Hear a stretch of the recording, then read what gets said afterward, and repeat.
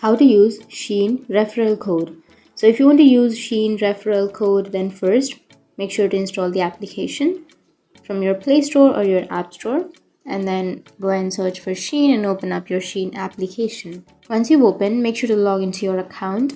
Once you've logged in, you can simply go for the Me icon, which is on the bottom right, and here under your More Services, you may have Share and Earn option. Tap on that, and here you will have this kind of link, right? You will have this kind of interface where you will have your referral code or your link. You can simply copy the link and tap on share and share that link with your friends.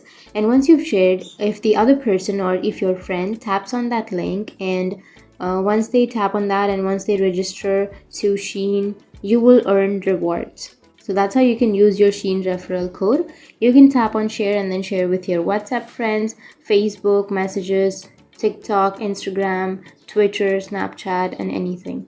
So that's how you can use Shein referral code. And if you have any questions, feel free to comment below. Thanks for watching.